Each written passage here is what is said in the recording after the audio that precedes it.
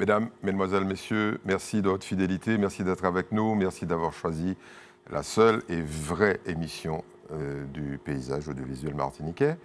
Je profite de ce moment pour vous souhaiter à nouveau des vœux, parce que comme il y en a qui n'étaient pas rentrés de vacances, c'est ça que les Martiniquais partent au ski, je plaisante.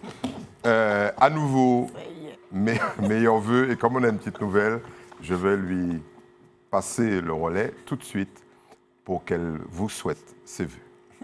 Francette, c'est à vous. Bonjour, bonsoir à tous. Effectivement, Bonsoir, il est 20h. Petite nouvelle. Franchement, oui. Je souhaite déjà à ATV, attention. Je souhaite déjà à ATV longue vie, parce que moi ça va, elle arrête comme beaucoup de médias. À chacun de nos téléspectateurs, vraiment,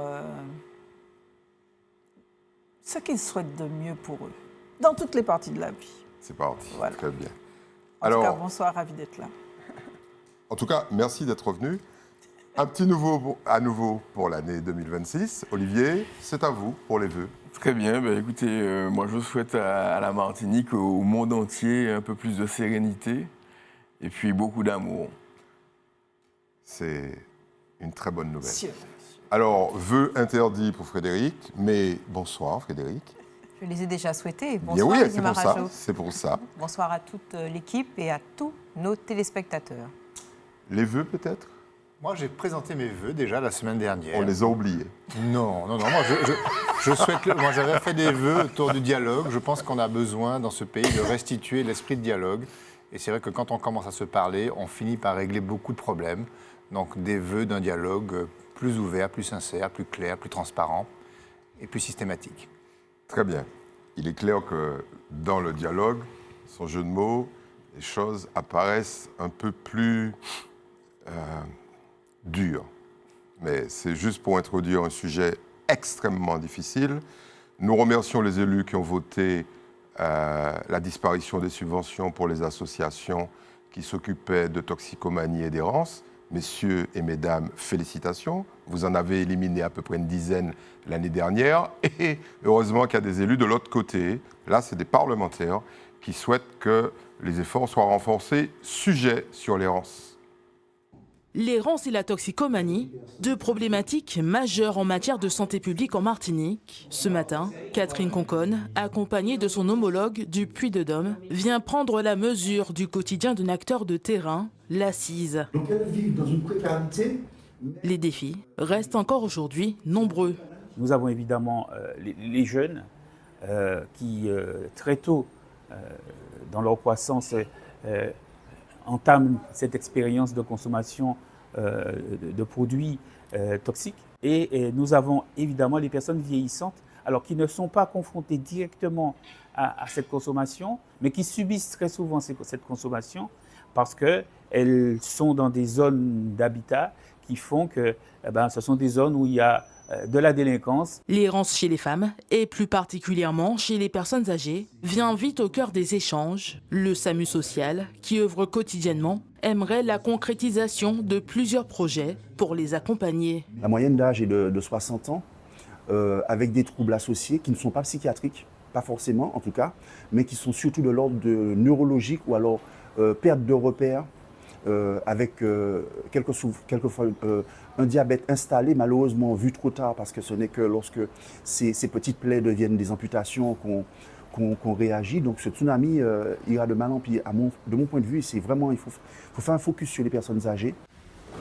C'est à Clarac que se poursuit la visite, dans les locaux de l'Attrait. L'association fêtera l'an prochain ses 30 ans. Le professeur Aimé Charles Nicolas est l'un des pionniers sur la question de la toxicomanie sur l'île. Là aussi, une bataille loin d'être remportée. Les choses brusquement se sont aggravées là depuis, disons, 3-4 ans, avec une augmentation sensible des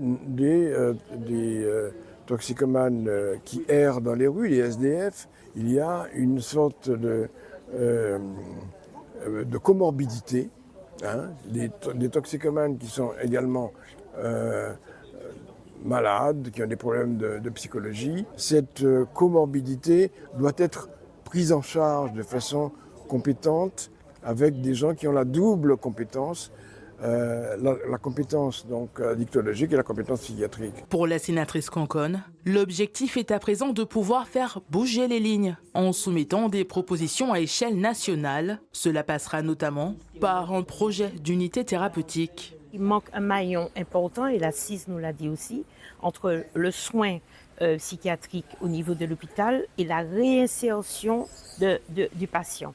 Et entre les deux, il y a souvent des décrochages, voire des retours à la case départ, c'est-à-dire à l'hôpital. Donc ce projet de communauté thérapeutique est pour moi très important. J'en ai déjà fait part au ministère il y a quelques semaines. Là maintenant, on va rentrer dans le vif du sujet, ouvrir un comité de travail, de pilotage sur ce sujet, et on y va. Parce qu'il y a 30 ans que ça dure, il y a 30 ans qu'on redit les mêmes choses, il faut maintenant passer à l'action. Difficultés de prise en charge sur le long terme, manque de structures adaptées, montée de la toxicomanie, autant d'enjeux auxquels la Martinique est aujourd'hui confrontée et qui appellent des réponses adaptées et durables. Très bien. Comme vous l'avez vu, c'est une problématique qui est sous les radars, bien évidemment, mais en l'occurrence, nous, on n'a pas laissé échapper, en tout cas pas nos équipes. On parle d'unité thérapeutique, de communauté thérapeutique, on ne sait plus vraiment de quoi il s'agit. Et on va demander à Frédéric ce qu'elle en pense de tout ça. Parce que, comme l'a noté le professeur Aimé Charles-Nicolas, il y a une explosion dans les rues de l'errance, mais bien évidemment, l'une des causes de cette errance, c'est l'addiction, c'est la toxicomanie. Alors, oui, ça c'est certain. Le diagnostic, il est posé depuis un certain nombre d'années. Et là, il est important pour nos élus, vous l'avez signalé, hein, nos parlementaires prennent le relais d'une politique qui me semble être plutôt une politique de proximité, plutôt qu'une politique parlementaire. Mais il faut bien des bonnes volontés pour pouvoir gérer les urgences territoriales. Là, très clairement, il faut quand même féliciter Catherine Conconne. Parce qu'on n'a pas vu beaucoup d'élus se battre. Elle, c'était déjà le cas quand elle était à la mairie de Fort-de-France. Voilà. Mais là, elle avait déjà amorcé ce travail de terrain. Quand elle gérait aussi la sécurité. Oui, et elle avait déjà, elle avait déjà discerné que c'était multicausal. Parce qu'en fait, c'est un sujet, c'est un serpent de mer, hein, l'errance au centre-ville. Il n'y a pas d'errance uniquement à Fort-de-France. Mais comme on peut très rapidement l'expliquer, il y a bien sûr une surconcentration de ces sujets-là, de ces personnes au centre-ville, parce que c'est dans la ville qu'il y a de l'activité, qu'elles peuvent avoir de l'argent, qu'elles peuvent se nourrir, se vêtir, puisqu'en plus l'Assise est à Fort-de-France. Et d'ailleurs, d'aucuns reprochent à l'Assise d'être au centre-ville de Fort-de-France, ce qui en fait un trafic, enfin un hub d'errance, en disant qu'ils devraient être déconcentrés et éloignés. Bon, il y a de tout parmi les errants. C'est ceux qui veulent évidemment pas avoir il y a de tout parmi ces gens-là comme voisins. Quoi. Voilà, mais sans vouloir mettre de confusion dans le discours, il ne faut pas le simplifier. C'est-à-dire que l'errance, c'est un sujet extrêmement complexe, c'est ce que je voulais dire. Il faut avoir beaucoup de discernement. Ça peut être un sujet d'addiction, de toxicologie. En plus, ces sujets sont superposables. Ça peut être un sujet également de maladie mentale. On sait très bien qu'il n'y a pas de prise en charge, alors, comme on peut, à Mangovulsin, mais il y a de difficiles prises en charge de la maladie mentale, de la névrose à la psychose, au cas les plus graves, qui se superposent aussi à l'addiction, qui se superposent à la toxicomanie. On a aussi des sujets sans rentrer même dans les sujets de drogue ou les sujets de maladie mentale, des personnes qui sont simplement sans abri. Et qui, justement, avec ce contexte-là, finissent économique, par subir les affres et les revers de la précarité. Déjà, à mon humble avis, il faut éviter de poser des diagnostics trop rapides, même si c'est une urgence. Mais je crois vraiment qu'il faut arriver à avoir une cartographie plus précise des choses, parce que vous avez vu que dans le reportage, on parle de plusieurs choses. Et d'autre part, en attendant l'urgence, il faut des unités mobiles de soins. Il faut également s'organiser pour... D'ailleurs, il y a une amorce de ce projet en Martinique, des fermes thérapeutiques. C'est le cas de nos voisins caribéens en Jamaïque et à Porto Rico, pour les cas, je dis bien pour les cas de maladie mentale, mais également pour les cas de toxicomanie.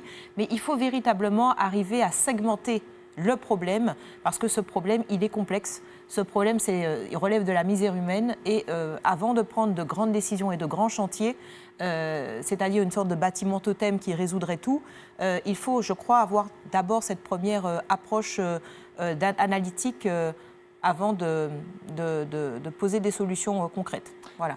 Merci Frédéric. Emmanuel, il n'y a pas de récupération politique en cours.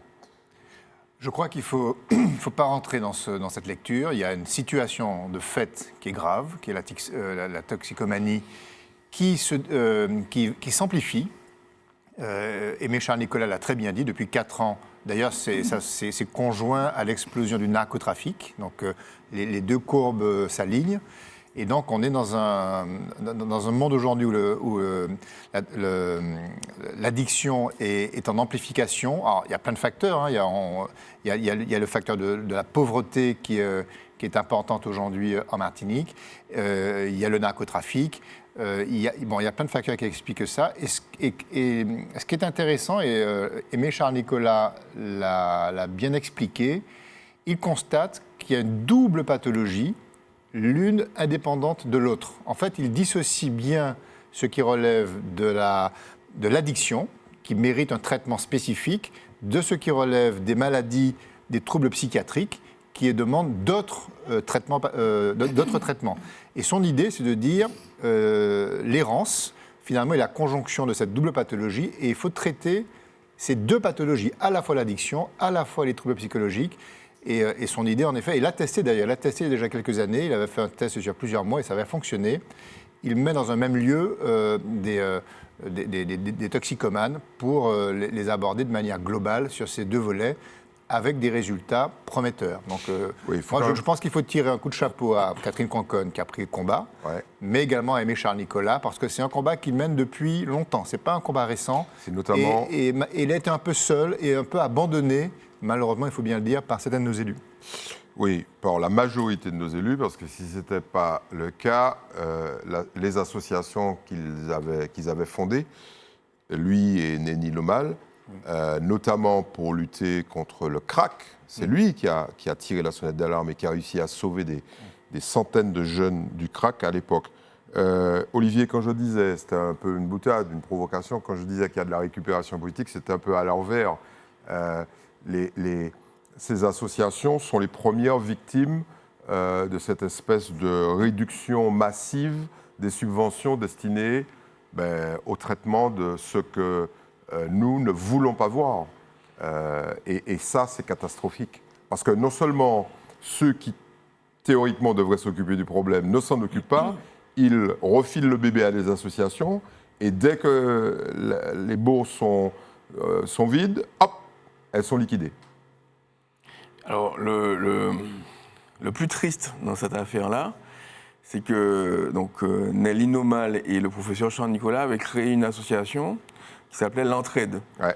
C'était en fait comme une association qui mettait en œuvre des chantiers d'insertion, justement, pour faire le lien entre pour permettre la réinsertion, justement, des gens qui étaient passés de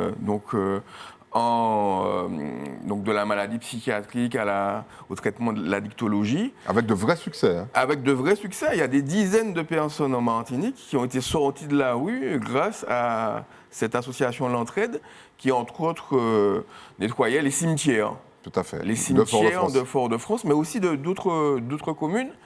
Et ces maires, en fait, qui bénéficiaient de ces services-là, puisque, en fait, pendant que ces personnes-là étaient en réinsertion, donc apprenaient à se lever le matin, à réaliser des tâches et à être fiers aussi de ce qu'elles faisaient, donc la bourse a été coupée et certaines de ces personnes-là sont retournées à la rue. Oui, d'ailleurs, certaines entités ont envoyé un courrier à l'Entraide pour lui signaler qu'il restait encore de l'argent à leur donner, mais l'Entraide avait été liquidée. Oui, voilà. Et donc, si vous voulez, on est quand même dans une... C'est peut-être l'illustration aussi du délitement du lien social. Et je pense que ça mériterait d'être étudié, le lien entre la césure sociale qu'on a connue, donc après le Covid, la crise sanitaire aussi, période durant laquelle, en fait, ces publics-là aussi n'ont pas été suivis, ont été moins bien suivis. Et bien sûr, c'est multifactoriel. L'ouverture de la Martinique au marché de la drogue et aux armes. Mais je pense que la période Covid aussi ne nous a pas fait de bien. Francette, vous faites souvent le lien, on l'a évoqué il y a quelques secondes, entre la précarité, donc l'économie, et la chute des subventions, et puis les dégâts sociaux. Et je suis sûr que ça vous fend le cœur de voir ça. Vous vous étiez élevé et vous aviez frappé du poing sur la table en disant c'est un scandale que toutes ces associations perdent leurs subventions. Il y a peut-être un espoir là, que les parlementaires puissent enfin s'en occuper. Alors déjà, plus globalement, l'offre de soins depuis la fusion ratée du département et de la région, la partie sociale en Martinique n'est pas efficiente. C'est-à-dire l'offre de soins baisse en qualité et en quantité. Et effectivement, cette offre de soins particulière est particulièrement sinistrée. Et c'est vrai qu'on assiste, la Martinique devenant une plateforme d'expédition de drogue, le territoire, la toxicologie, nous sommes touchés par ça et la population l'est. Et comme l'aspect social n'est pas là, on constate, comme l'a dit le professeur Charles Nicolas, ce développement. Et ce qui a été dit aussi pendant ce reportage, c'est qu'il y a deux populations qui visiblement sont les plus touchées, les jeunes, donc comme ça on commence à créer le marché pour demain, et puis les personnes de certain âge qui effectivement, le lien social, vu qu'on n'a pas tellement de structures pour recevoir des personnes qui ont des toutes petites retraites, et pour pouvoir les mettre dans des conditions... Donc on est là face à un système, enfin un problème multidimensionnel, enfin avec plusieurs... Et la CTM qui est en fait chargée de ça, vu qu'il y a une fusion, il n'y a pas de politique, sinon une gestion comptable. Et ça, c'est pas bon pour nous, c'est pas bon pour le peuple. Et effectivement, à côté de ça, comme tu l'as dit, les crises sociales n'aident pas, vu que quand les entreprises tombent, parce que ce ne sont pas forcément les plus grosses restructurent, c'est-à-dire arrêtent diminuent le nombre de leurs salariés, mais il y a beaucoup de toutes petites qui meurent en silence. Tout à fait. Donc du coup, là aussi, ça fait une baisse de ce qui pourrait être disponible pour pouvoir faire des actions pour nos sociétés. Oui, c'est un sujet extrêmement grave. Ouais. Alors, je dirais juste, dans le sujet aussi, on a entendu, ça fait 40 ans qu'on en parle, enfin 30. Espérons que ce n'est pas juste parole en bouche avant l'élection, quoi. Oui, c'est un peu ce que je pense également. En tout cas, c'est un sujet sur lequel nous reviendrons inlassablement, parce que le parti pris d'ATV, c'est de traiter, contrairement aux autres, le social avant tout. On va se fâcher. On devait se fâcher lundi dernier. On s'est fâché et ça s'est calmé du côté des Sargasses. Mais vous verrez que tout n'est pas terminé. Il va falloir un suivi, sujet Sargasses et nos amis du Robert. La signature d'un protocole d'engagement de l'État, de la CTM, Cap-Nord et la mairie du Robert avec le collectif anti-Sargasses, un document récapitulatif d'actions lancées dès la semaine prochaine. C'est un accord qui a été difficile, mais aujourd'hui nous avons réussi à réunir tout le monde pour pouvoir trouver cet accord qui a été satisfaisant pour nous. Je ne sais pas, je vais descendre vers mon collectif pour leur annoncer, mais pour moi ça a été une victoire. Premier point acté, à partir du 12 janvier, la mise en place de barrages. Nous avons proposé d'augmenter les effectifs dédiés au montage de barrages. Donc on passe à 20 personnes qui seront dédiées en fait, à ces montages. Et grâce à cette augmentation, on est capable de mettre en place un barrage à Bec-Aïeul en début de semaine prochaine et un barrage à Pointe-à-7 avant la fin du mois de janvier. Et pour les autres barrages, les autres secteurs problématiques qui sont Pointe-Lèche et Pont-Aléry, les travaux ont lieu durant le mois de février pour une mise en eau d'ici la fin du mois de février. Les collectes de sargasses seront relancées dès la semaine prochaine avec des moyens humains et matériels supplémentaires mobilisés par Cap-Nord et l'État. Il y a un dispositif qui existe déjà, que Cap-Nord a mis en place, qui est composé de camions, de tractopelles et d'autres engins. Alors, Dans le cadre de la réunion que nous faisons là, il y aura une mise à disposition concrète de moyens pour agir ensemble, comme ça a été dit. La collecte en mer, j'ai pris la décision de réactiver cette collecte. Traditionnellement, elle a lieu à partir de fin mars, mais compte tenu de la situation, j'ai pris la décision de relancer tout de suite cette collecte. C'est un effort de près de 230 000 euros pour l'État.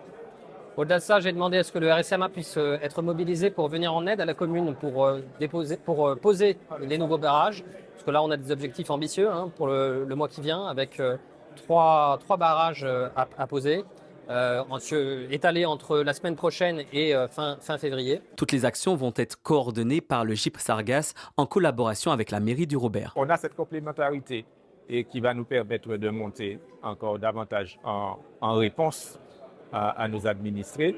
On aura apporté cette réponse qui sera beaucoup plus apaisante pour nos administrés parce que nous, on interviendra avec le GIP complémentaire, on interviendra sur tout le territoire du Robert qui est concerné par le ramassage des sargasses. Parmi les autres actions évoquées, l'accélération des procédures et la prise en charge en matière sanitaire et sociale, sans oublier les impacts sur les établissements scolaires, la valeur immobilière des secteurs touchés et la reconnaissance de catastrophes sanitaires. On est face à un drame, c'est d'ailleurs pour ça que j'ai pris tout de suite la balle au bon quand on a parlé de situation sanitaire de crise. État d'urgence sanitaire, et bon pour la France et bon pour nous aussi, c'est pas seulement Covid. Donc on est face à une situation, il faut absolument qu'on déclare la Martinique en état d'urgence sanitaire. On fera notre boulot, mais les parlementaires doivent être mobilisés pour mener ce combat-là. Je pense que cela se fera. Avec ce protocole d'accord, les barrages devraient être levés dès ce soir. Olivier,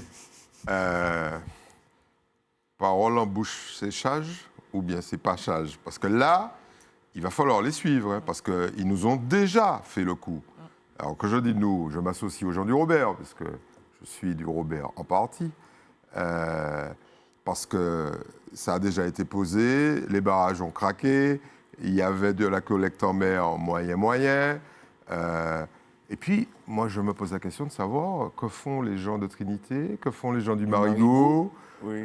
Les gens du François, les gens du Vauclin. Donc il va falloir bloquer chaque commune pour que ça soit pris globalement en charge. Ben, je pense que là, ce que moi je retiens de cet épisode-là, c'est qu'on est vraiment dans la démocratie de la réaction. C'est-à-dire qu'il faut absolument bloquer. Mais c'est bien français, hein. Ouais. C'est-à-dire que ce qui se passe en France avec les agriculteurs, ce qui s'est passé avec les Gilets jaunes, ce qui s'est passé ici en 2009, en 2024. En 2021. C'est-à-dire que chaque fois qu'il y a un blocage, c'est là que tout le monde se met à travailler ensemble. On s'écoute, on se parle. Voilà, on se parle, on prend des décisions. Les difficultés ne sont pas résolues parce qu'on n'est pas dans l'anticipation, on est dans la réaction. Et ce qui me frappe aussi, c'est voir comment donc les autonomistes, parce que le président du conseil exécutif est un autonomiste, hein, et c'est la devise du PPM, c'est autonomie pour la nation martiniquaise. Et non seulement a pris beaucoup de temps pour réagir, pour venir écouter les citoyens, parce que ce que les citoyens demandaient aussi, c'est d'être écoutés. Et qu'ils viennent, et voilà. Donc, surtout qu'ils avaient prévenu, ils avaient dit décembre. Donc, en décembre, ils avaient dit... Et s'il était venu, je pense que ce serait été résolu plus vite. Bref. Mais il a été très rapide pour passer la balle à l'État français. Et d'ailleurs, dans le communiqué de presse qu'on a reçu ce matin, ils disent très clairement, bon, les sargasses, la mer, c'est l'État français. Donc pour quelqu'un qui veut construire une nation martiniquaise, je ne trouve pas ça très responsable. Et je pense qu'il faut vraiment qu'on remette à plat notre manière de fonctionner collectivement dans notre société et être dans l'anticipation. Très bien. Olivier a passé un savon à Serge Letchimy. Emmanuel, vous, c'est qui le responsable de tout ça? Parce que, bon... Olivier a son opinion et on la respecte, mais quand on relit les textes, dès que ça dépasse les 300 mètres... C'est une absurdité. C'est une vraie absurdité parce que l'algue sargasse n'a pas de statut, ou en tout cas elle a un statut quand elle est en mer qui n'est pas le même que quand elle est sur Terre. Donc déjà là, c'est compliqué. Moi, je trouve que cette histoire, c'est le. Alors, tu parlais de la démocratie de la réaction, c'est une très bonne expression que je retiens. Je retiens aussi que derrière ce traitement du problème Sargasses, on est dans le paradoxe de l'abondance subventionnée. La Martinique, la Guadeloupe. Ça nous intéresse, l'abondance subventionnée. Ah ben oui, parce qu'aujourd'hui. Vous avez remarqué que France a pris une des notes là. Quand on regarde les fonds qui sont alloués au traitement de la sargasse. Plusieurs dizaines de millions au total. 26 millions sur les 10 dernières années qui ont été majorés à 36 millions sur les prochaines années qui viennent. Ce sont des sommes très importantes. Quand vous rajoutez à ça l'effort de l'Europe qui subventionne à 85% les équipements, enfin bref, vous avez une addition de subventions qui viennent aujourd'hui servir la cause que tous nos voisins de la Caraïbe rêveraient d'avoir au moins au 10e. C'est ça la vérité. Or, eux, avec beaucoup moins de moyens, parviennent à trouver des solutions qui ne sont peut-être pas des solutions aussi efficaces, aussi efficientes sur le traitement même des barrages, mais le fait de ne pas avoir l'engourdissement de la subvention, eh bien, ça les rend débrouillards, j'ai l'impression. Enfin, c'est un sentiment que j'ai. Moi, le sentiment que j'ai, c'est qu'aujourd'hui, quand on regarde d'ailleurs les acteurs qui étaient autour de la table, vous avez l'État, vous avez Cap Nord, vous avez les mairies, vous avez le GIP, vous avez la CTM, vous avez un millefeuille de personnalités dont les responsabilités sont extrêmement floues, parce que ça va de l'un à l'autre, et c'est pour ça qu'on n'arrive pas à trancher des décisions efficaces, et il nous faudrait une gouvernance beaucoup plus resserrée, avec une autorité beaucoup plus simplifiée pour activer ces fameux budgets qui aujourd'hui sont là et sont plus importants que dans n'importe quel autre territoire. Francette, les juges de la Cour des comptes ont considéré qu'une partie de cet argent avait été mal utilisée, qu'une grosse partie de cet argent avait disparu sur des opérations sans marché. Est-ce que ça ne va pas conduire à nouveau à une abondance budgétaire telle que Emmanuel vient de la décrire et évidemment des soupçons de corruption, de détournement de fonds publics, etc., etc. Est-ce que la solution ne serait pas, comme dans certains pays, la monétisation du ramassage? C'est-à-dire, en clair, les gens qui sont concernés s'occupent directement et on les paye pour ça. Dans certains pays, notamment au Mexique, ça fonctionne. C'est les gens qui sont attaqués par les sargasses réagissent, collectent et on leur donne de l'argent directement. Bon, c'est certain que le système qu'on voit là n'est pas très, très, très efficient. Comme l'a décrit Emmanuel, je ne vais pas remettre une couche. Par contre, moi, j'aime bien regarder à long terme et puis ce que ça va devenir, parce que c'est comme charrier de l'eau d'un panier percé. L'Europe s'enorgueillit d'avoir signé un accord du Mercosur. Enfin, pas tous les pays d'Europe. Hein. Oui, mais la France, j'ai dit, voilà, l'Europe, la France, sauf la France. Or, on sait, et c'est documenté, que c'est la déforestation, que c'est la culture intensive, que c'est les pesticides qui créent ce truc-là en Enfin, pas complètement. Les dernières études indiquent que c'est pas vraiment ça. Oui, non, mais ça contribue. Bon, moi, je sais que j'ai assisté à des conférences scientifiques. Il y a quand même 2-3 choses qui sont dites par les scientifiques et puis ça n'arrive jamais jusqu'à la presse locale ou la presse... On nous sent toujours, c'est comme s'il y a un double discours. Mais en tout cas, moi je me dis, voilà quelque chose qui est produit de manière cyclique et de plus en plus massive et on connaît l'origine, eh bien le traitement est fait par comme si on enlève... on vide la mer avec une cuillère, quoi. Donc c'est en ça que je me dis, mais... La multiplicité de ces personnes qui sont autour de la table, qui, on a l'impression, en les écoutant, se refilent une patate chaude. Attendez, vous croyez, comment on va faire? Enfin, je ne vois pas de solution si on ne remonte pas en amont. D'où ça vient ce truc-là? Et comment faire pour pouvoir arrêter ça? Ou en tout cas, faire de manière que ce soit géré de... Tu as donné des exemples de traitements dans d'autres pays de la Caraïbe qui sont plus efficients. Maintenant, on fait des colloques, mais jamais on a... je me dis, franchement... Elle est atterrée. Ouais. Elle est totalement atterrée. Et effectivement, il y a des sargasses. Je suis là chez Tel Robert, j'habite Trinité, il y en a. Marigot, je ne parle même pas. Sainte-Marie, de temps en temps. Sainte-Marie. Voilà. Et je me dis, mais c'est énorme. Il y a quoi le samedi après Noël, après le jour de l'an, l'une des plages principales de Trinité, en une nuit, complètement couverte de sargasses jusqu'à la rue. Et oui, Donc, et c'est pas fini. Et c'est pas oui. fini. Frédéric, bon, on a bien compris que c'est rendez-vous dans quelques semaines ou dans quelques mois pour un certain nombre de solutions. On a dit fin février. Bon, la seule personne qui décide là, en l'occurrence, c'est les sargasses. Parce que si elles décident d'arriver massivement et de se coller au fameux filet, elles peuvent l'exploser en une nuit. Oui, en une bon. nuit. Mais c'est quoi la solution finalement?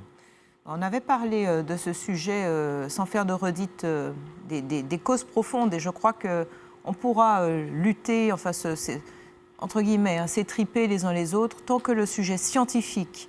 Ce n'est pas le sujet de l'algue verte, la sargasse, parce que l'algue verte, a été prise, rappelons qu'elle est produite par les agriculteurs, que c'est parfaitement, enfin, c'est très bien identifié, qu'il y a eu aussi des démarches scientifiques de réduction de nitrates pour pouvoir affaiblir l'algue. Enfin, il y a eu tout un processus, vous voyez bien qu'il y a eu un processus de discernement scientifique. Bon. La sargasse, Français émet une raison, et je suis sûre qu'elle est documentée, on en entend d'autres, tout aussi scientifiques. Le sujet, c'est, je pense que cet argent-là, ces millions-là, doivent être directement fléchés avec un suivi à la recherche scientifique. Simplement parce qu'il faut trouver les raisons d'être, puisque cette sargasse, elle se clone, oui, mais elle les se gens multiplie. De Pontaléry... Alors, je vais répondre à cela. Ouais. Donc déjà, il y a cette inertie, entre guillemets, scientifique et de raison. Ça fait des années, je pense qu'avec tous les millions, la recherche aurait pu avancer depuis quelque temps. Excusez-moi. On aurait dû les donner aux scientifiques. Excusez-moi de le dire. Ouais. Et ça, c'est la première chose que je pense. La seconde, c'est que, oui, on est face à une sorte Enfin, j'ai l'impression qu'on est face à une sorte de théâtre, des personnages qui, enfin, de la CCI à la CTM en passant par le préfet. Enfin, donnez ça au préfet, donnez-lui le commandement opérationnel unique pour qu'il y ait un interlocuteur, qu'on déclare que nous sommes en cas dans des circonstances de force majeure, en cas de priorité sanitaire publique, parce que c'est le cas, parce qu'aujourd'hui, ces sargasses, au-delà de tous les petits sujets, tous les petits sujets, ceux qui ne concernent pas la santé humaine, c'est d'abord la santé humaine qui est quand ces exhalations de sargasses, c'est bien ça, c'est putréfient et noircissent des micro-ondes. Qu'est-ce que ça fait dans un corps humain, au poumon? Donc, franchement, donnez ça au préfet, mesure d'urgence, ce sera beaucoup plus efficace. Ce sera beaucoup plus efficace parce qu'on est dans un cas, effectivement, de catastrophe écologique. C'est ça la situation. Tout à fait. Et humaine. Juste une petite chose. Le préfet a parlé d'activer plus rapidement le ramassage en mer. Il faut savoir que c'est un marché de 3 ans qui se terminait en mars. Donc, de mars, et on va le mettre à janvier. Ouais. OK. Et quid après, quoi? Quid après? Parce que les entreprises qui sont là-dessus, la Somara, Filet de Rome... En plus, il n'y a que 2 communes concernées, Robert et François. Est-ce que le marché est déjà relancé pour pouvoir faire ça? Est-ce qu'on l'étend, vu que c'était une expérimentation? Qu'est-ce qu'on fait? Donc c'est pour ça que là, on a l'impression... Au moins là, il y avait un marché. Sur les autres, il n'y a pas de marché. On a l'impression que c'est un truc ferme et tout. Non, c'est quelque chose qui est en bout de course. Ouais. Et donc, quelle est la suite? Globalement, il y a un petit problème de gestion derrière tout ça. C'est Olivier qui parlait de prévision. Effectivement, on est dans de l'immédiateté immédiate et puis après. Bon, alors l'immédiateté immédiate, Olivier, il faut noter ça parce que c'est un nouveau concept de France 7. Après la démocratie réactive. Voilà. Alors ça, c'est un sujet qui fâche de manière régulière, mais qui concerne, on va dire, essentiellement les communes du Sud, Sud Caraïbes un petit peu, et quasiment toutes les communes du Sud de la côte atlantique. Mais là, il y a un sujet qui va concerner tout le monde, c'est l'eau. Alors, nos petits amis élus ont pris leur courage à 2 mains et ont fini par voter à l'unanimité. On peut toujours se poser des questions sur cette unanimité où on dit on vote et puis derrière on dit je ne suis pas d'accord. C'est notamment le cas d'un certain nombre de maires, notamment les maires du Sud. La création d'un organisme unique de gestion de l'eau, sujet. Je propose que l'on passe au vote par groupe. Monsieur Briand. C'est un vote à l'unanimité des conseillers de la CTM, celui de la création de l'autorité unique de l'eau et de l'assainissement en Martinique. L'entité doit permettre une meilleure maîtrise de la production, du stockage et de la distribution, donc du prix de l'eau. Tout le monde sait qu'en Martinique, on a plusieurs coûts de production, donc on a plusieurs coûts de distribution et on a plusieurs coûts d'achat de l'eau. Et ça nous semblait utile, et c'est pour ça que ça a été voté à l'unanimité, d'avoir une structuration globale, qu'on puisse obtenir quoi? Un coût unique de l'eau, donc un prix unique de l'eau, et s'assurer que les zones de production soient bien alimentées, les zones où il n'y a pas de production soient aussi parfaitement alimentées par une gestion par bassin respectif, et puis d'avoir, in fine, à la fin, un prix social de l'eau, ce qui est souhaité par beaucoup d'associations, dont les citoyens du Sud. Une décision historique selon la CTM, le résultat d'un processus entamé il y a plus d'une quinzaine d'années et sous plusieurs gouvernances. Mais qui laisse certains dans le doute, le maire de Saint-Joseph, Yann Monplaisir, à travers un communiqué, émet des réserves quant à la compétence de la CTM sur le sujet, une aptitude qui pour l'heure revient aux EPCI. Quasiment même son de cloche pour le président du conseil d'administration de Odyssey. Et s'il faut faire une autorité unique demain avec une gestion privée, pour moi, c'est niet. Si on fait une autorité unique qui est gérée par des élus de la CTM, pour moi, c'est niet. Que j'y siège ou pas, je considère que les politiques de l'eau sont des politiques de proximité qui doivent engager les agglomérations en proportion de leur population. Je fais observer que 30 communes font un choix différent. Donc, cette décision n'est pas une trivialité. Et brandir la question de l'autorité unique de l'eau sans se poser ces préalables-là me semble, du point de vue de la méthode, quelque chose qui me surprend. Mais laisser penser qu'aujourd'hui, il s'est passé quelque chose d'extraordinaire, j'ai envie de dire simplement, ça fait plus d'une dizaine d'années que tous les documents de planification militent en faveur de la création d'une autorité unique de l'eau.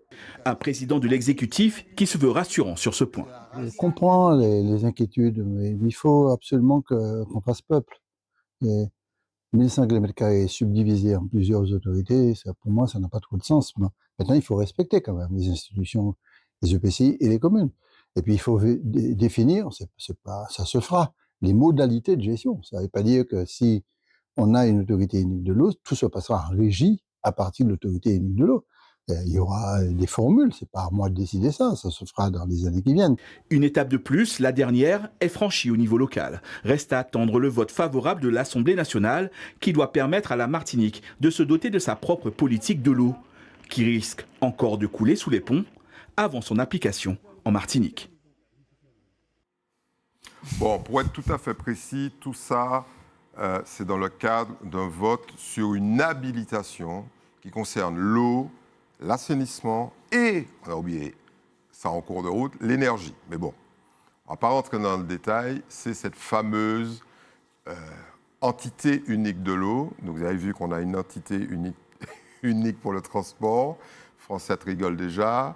On a une entité unique pour les déchets. Je vous passe les conclusions.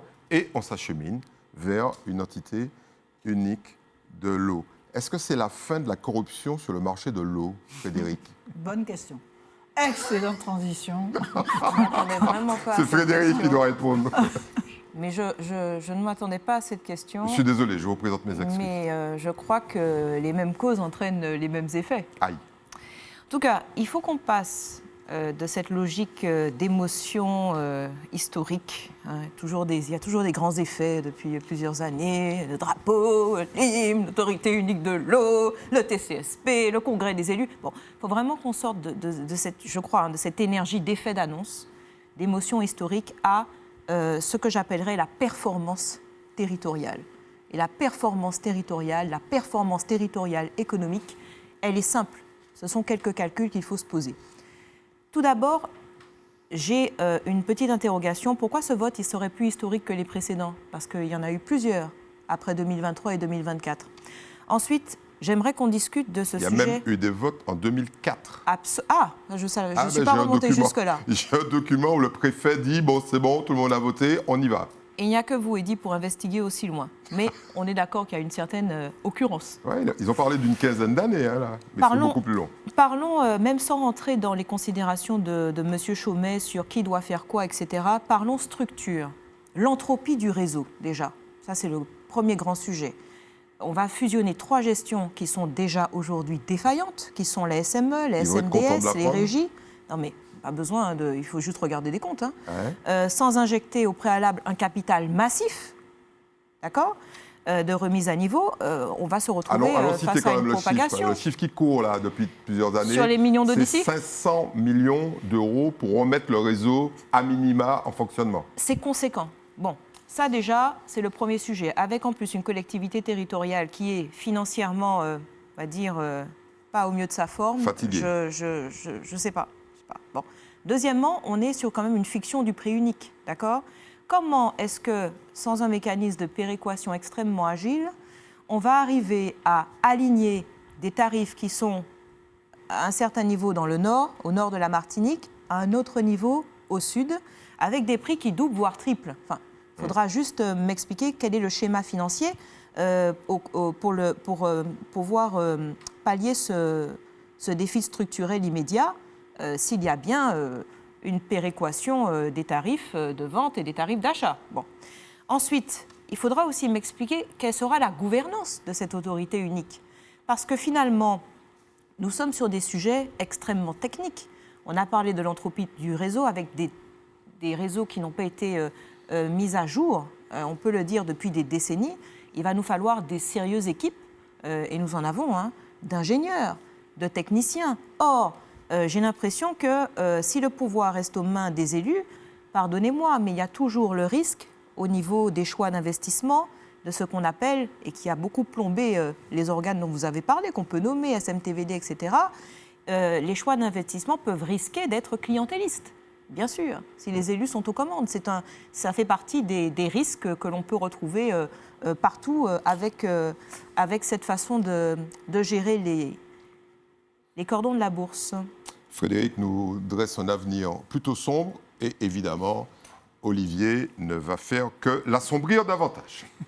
Olivier, on a parlé de corruption. Vous avez dit, on a des leaders autonomistes qui, quand ça ne va pas, poussent le bouchon, passent le plat à l'État. Là, non, au contraire, ils prennent leurs responsabilités, ils disent on va créer quelque chose qu'on va pouvoir gérer nous-mêmes directement. Oui, mais ce qui est assez paradoxal, c'est que les plus grands défenseurs des spécificités territoriales, lorsqu'il s'agit de leur territoire, deviennent extrêmement jacobins, extrêmement centralisateurs. Ça, c'est un premier point. C'est pas le cas pour l'eau. Et deuxièmement, mais oui, c'est vrai, et vous l'avez dit, tout ce qu'il y a d'unique aujourd'hui en Martinique dysfonctionne.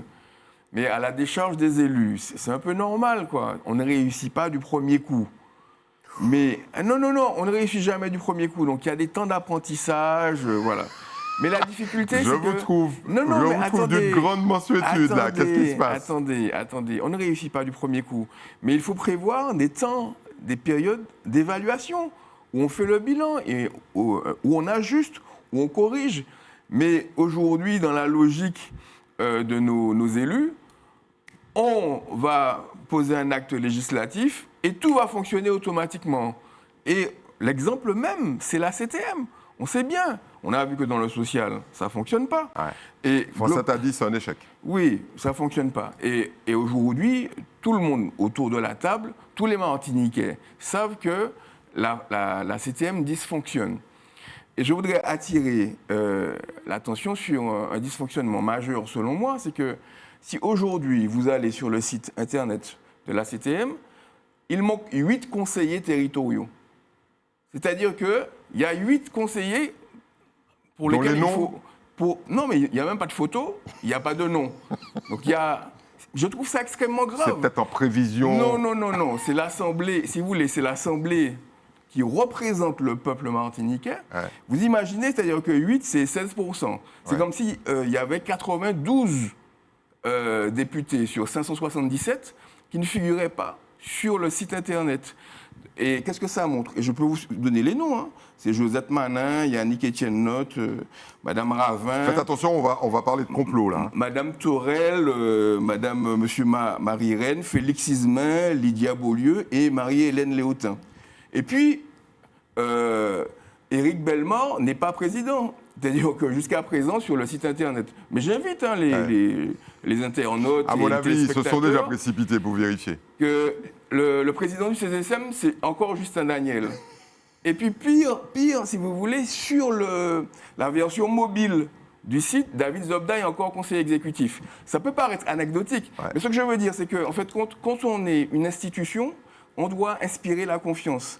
Et surtout, lorsqu'on a été élu. Et donc, je pense que il faut admettre que ça ne fonctionne pas, mais il faut avoir l'humilité de dire, allons faire le bilan. Allons faire des évaluations et allons le faire de façon participative. Ce qui est intéressant, c'est qu'on annonce que ça va s'assombrir. Il dit non, mais c'est catastrophique. Non, mais il suffit juste de dire intéressant, c'est intéressant. On peut corriger le tir. C'est intéressant. À mon avis, le responsable du site internet de la CTM va passer une nuit dont il se souviendra. Emmanuel, pourquoi ça ne pourrait pas marcher? Pourquoi ça pourrait marcher? En réalité, c'est vrai que malheureusement, les autorités uniques ont toutes été des échecs. En Martinique, on vous avait cité, mais on peut aussi aller voir ce qui s'est passé en Guadeloupe. Hein. Le SMGAG, qui est l'autorité unique de l'eau, qui a fait faillite au point que ça a conduit l'État à reprendre la main sur la gestion de l'eau. À créer une loi de l'eau pour la Guadeloupe. Eh oui. Donc ça montre bien que ça n'est pas la panacée. L'autorité unique de l'eau, alors il y a des promesses qu'il faut écouter et qui sont tout à fait entendables. La promesse d'avoir un seul patron pour l'eau, ça me paraît légitime. La promesse d'avoir un prix unique sur tout le territoire, ça me paraît légitime. Et la promesse, finalement, de mettre un terme au fameux casse-tête entre le nord, le centre et le sud quand il y a des sécheresses, tout ça, ça me paraît légitime. Je vais vous faire sourire. Vous êtes prêts? Oui. On fait un petit break. Oui. Le préfet, à l'époque, je ne vais pas citer la date parce qu'il y a des types qui vont se rouler par terre, réunit le syndicat des communes de la côte Caraïbe Nord-Ouest, SCCNO, le syndicat intercommunal du centre et du sud de la Martinique, le SIXM, le syndicat des communes du Nord, le SCNA, la commune du Morne-Rouge, la CACEM et le conseil général de la Martinique. Ils se réunissent, ces gens-là, et ils décident de créer un périmètre d'un syndicat mixte ouvert unique. Eh bien, quand on compte, il y a 1, 2, 3, 4 organismes qui ont disparu et le syndicat mixte n'est toujours pas créé. Je vous repasse la parole.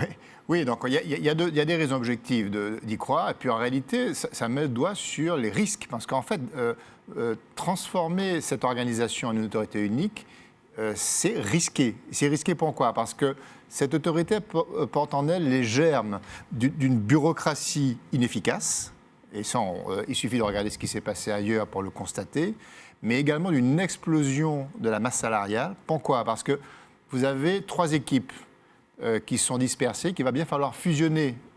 Et il va falloir les fusionner. Alors qu'est-ce qu'on fait? Est-ce qu'on rationalise ou est-ce qu'on additionne et est-ce qu'on aligne sur le mieux-disant des 3? Si on le fait, on est certain de faire de cette nouvelle organisation une structure mortenée sur le plan financier. Donc voilà le genre de risque. Et donc on ne peut pas aborder ça sans au préalable régler les problèmes financiers d'abord de l'Odyssée. Il y a quand même 15 millions d'euros qui va peser dans la nouvelle organisation. Comment on les répartit? Et puis qui va payer le surcoût entre l'eau du centre et l'eau du sud, etc. Enfin, il y a beaucoup de questions qui fait que ce n'est pas évident. Mais pour l'instant, j'ai tendance à considérer que, malheureusement, ces organisations qui sont surbureaucratiques et surpubliques conduisent à l'échec en matière de gestion des On va terminer avec la journaliste qui est probablement la plus optimiste en matière d'eau et d'organismes uniques. Francette, on a bien compris que vous étiez plutôt pessimiste. Et c'est un euphémisme. Moi, je considère que tout ce que j'entends là, et d'une manière générale, nous avons des problèmes de riches. Ah. Parce qu'en fait, on considère qu'un dispositif administratif qui est censé quelque part simplifier la vie, qui est censé quelque part gérer un périmètre qui est petit. Enfin, la Martinique, c'est pas l'Afrique, quoi. Et se retrouver avec ce millefeuille qui fait qu'aujourd'hui, on paye le mètre cube en Martinique pratiquement. Il y a 18 intervenants au total. 6 euros. 18 intervenants. Eh bien, on veut toucher ça avec une main tremblante. Je dis, attends, mais non. Vous seriez aux commandes, vous auriez réglé ça. Oui, parce qu'en fait, c'est pour ça que j'ai sorti un papier que j'ai écrit il y a 14 ans sur la création de l'autorité unique de l'eau. Et qui, en fait, qui a torpillé ça? Ce sont les organismes privés qui n'avaient pas intérêt concret, ou les fermiers qu'on crée une autorité organisée. Et qu'est-ce qu'ils ont fait? Comme il y avait, tu sais, divisé pour mieux régner, on fait monter la commission que on va te reverser au moment de signer. Et comme ça, tu dis, ah, maintenant, tu ne signes plus. Et puis après... Ça s'appelle de la corruption. Hein. Bien sûr. Il y a des endroits... Enfin, les endroits, malheureusement, où il y a le plus de corruption, ce sont les secteurs du bien commun. Regardez les déchets. Regardez l'eau. Regardez... Je me dis, mais ces choses-là, en plus, nous sont données gratuitement. Ça vient du... Enfin, pas les déchets, mais enfin... L'eau nous tombe du ciel, quoi. Et tout ça, dans un contexte dont personne ne parle, que la ressource diminue. La ressource diminue. Quand tout à l'heure, Frédéric disait confier ça, la Sargasse au préfet, etc., il y a déjà un texte de loi qui est sorti il y a 2 ans qui confie au préfet la gestion de l'eau. Donc, continuez à faire macacrisote là. À un moment, parce que il y a un autre texte de loi qui date de 2006, combien d'années, je vous laisse compter, qui dit que chaque Français a le droit d'accéder à l'eau potable dans des conditions économiquement acceptables. Ça fait 20 ans. Ce n'est absolument pas appliqué en Martinique. Donc on va continuer combien de temps comme ça? En plus, je le redis, sur une ressource qui diminue. Les agriculteurs craignent déjà une sécheresse extrêmement importante dans les prochains mois de l'année, là. Qu'est-ce qu'on va faire? Donc, c'est pour ça que, pour moi, je dis, on a des problèmes de riches. Comme il y en a quelques-uns qui sont sur, j'ose pas le dire, mais assis sur des rentes, voilà. Eh bien, Yoka fait, ils font des déclarations. Ils font barrage. Ils font barrage, voilà, c'est ça. Ils font barrage. Bon, alors, pour illustrer tout ça, parce que Francette a raison, je lis l'arrêté du préfet de l'époque. Il est créé un syndicat mixte ouvert en charge de l'alimentation en eau potable et de l'assainissement collectif, on a oublié celui-là, et non collectif composé des membres suivants. Syndicat unique. Ah ben c'est raté, c'est fini. Parce qu'en fait, cette autorité unique, c'est pourquoi? C'est pour pouvoir avoir de la cohérence, un tarif de l'eau qui ne fait pas que monter, parce qu'aujourd'hui c'est ça, et puis mettre de la prévision dans tout ça. Et surtout de l'égalité. Je rappelle que les élus de Cap-Nord n'ont toujours pas décidé de donner l'eau qu'ils jettent à la mer. Mais oui, messieurs et mesdames, vous jetez de l'eau, il faut quand même que les gens le sachent, au lieu de le vendre à la CACEM. Bon, alors, j'espère que ce sera terminé à partir du mois de mars. Bon, très bien. Eh bien, on y arrive, on est à peu près dans les temps. Frédéric, les plus et les moins. Un moins et un plus. C'est parti. Un moins, un vrai coup de gueule que je souhaite passer ce soir. Oui, depuis 3 fois au moins et en moins d'1 an, dans mon quartier, à Baie-des-Tourelles, quartier de Sainte-Thérèse, le vandalisme par haine gratuite, vraiment fréquent, montre que l'autorité de Fort-de-France, à mon sens, a totalement démissionné.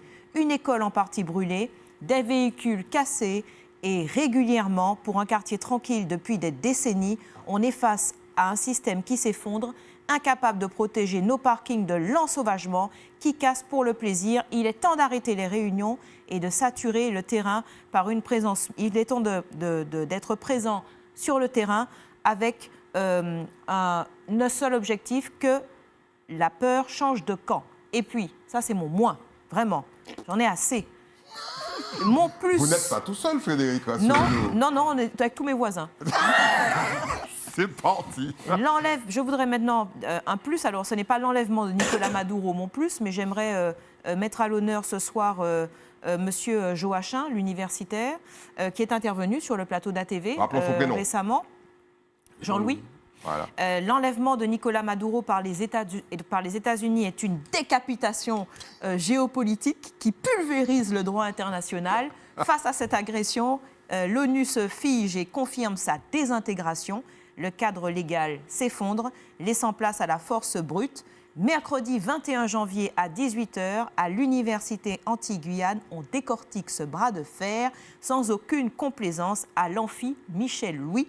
Trump a-t-il commis une erreur stratégique ou un coup de maître? L'héritage de Chavez peut-il survivre à ce choc frontal? Venez analyser l'effet brut, là où la diplomatie de salon a échoué. Très bien. Ce n'est pas les familles des 150 prisonniers politiques qui ont été libérés qui vont participer à cette réunion. Olivier. Oui, moi je n'ai que des plus. Un salut amical et fraternel à Élie Pénon, qui traverse un passage un peu difficile. Donc Élie Noula-Epéo.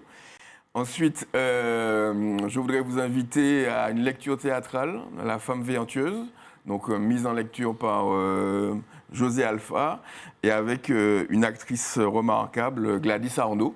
Donc c'est au tome, c'est vendredi donc 16 janvier à 19h. Alors rappelons où est le tome. Le tome est à la Comission à Fort-de-France. Moi qui viens de grandir, je ne sais pas. Voilà, donc c'est en face du cimetière de Fort-de-France, du centre-ville de Fort-de-France.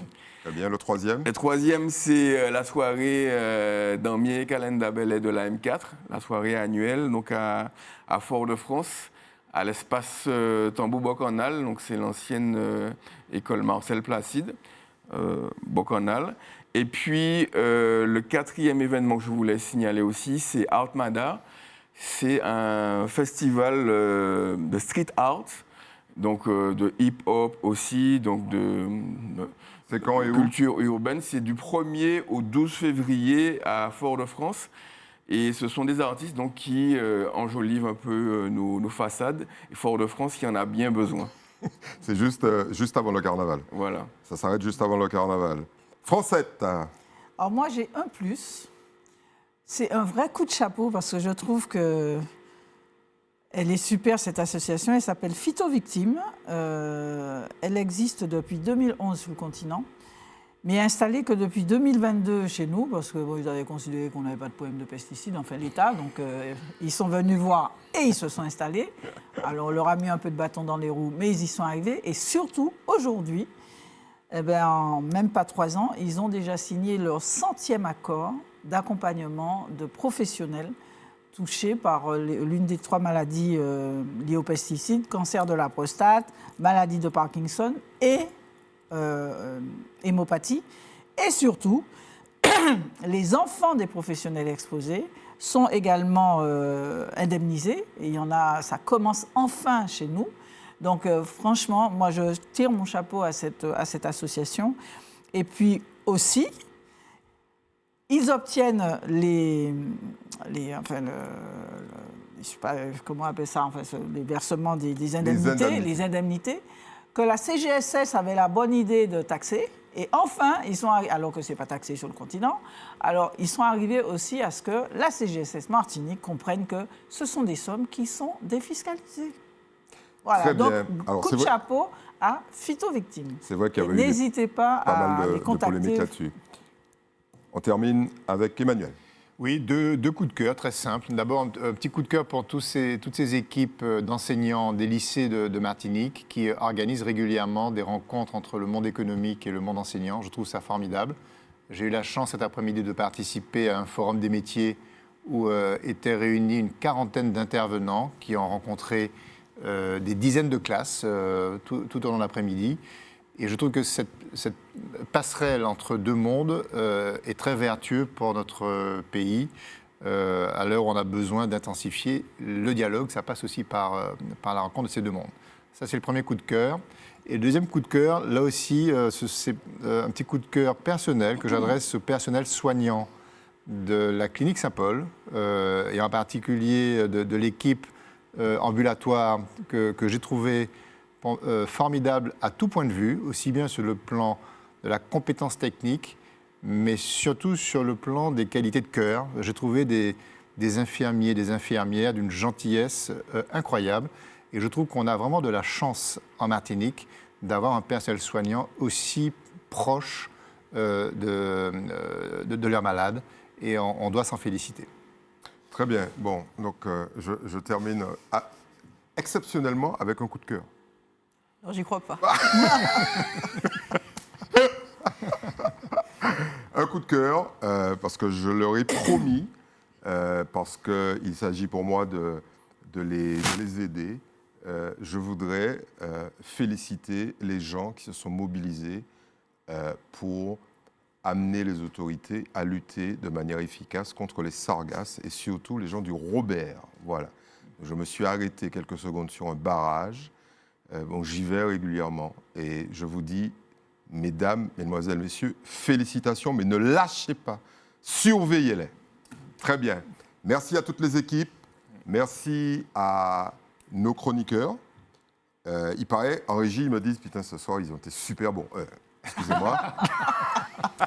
C'est vrai qu'il Merci faut aux équipes. s'autocongratuler. Oui, non, mais c'est lié au sujet. Et je rappelle que le sujet sur l'errance a été choisi par nos téléspectateurs. Absolument. Voilà. Alors, vous savez qu'un sujet sur 3, chaque lundi, est choisi par vous. Donc, je vous invite, bien évidemment, à continuer à nous soutenir. Et surtout, pour ceux qui débarquent et qui se disent « Comment, émission déjà finie ?» Elle est sur YouTube. Dans les heures qui viennent, vous allez pouvoir la visionner et visionner celle du passé. Merci pour tout. Merci aux équipes. Et on vous dit à la semaine prochaine.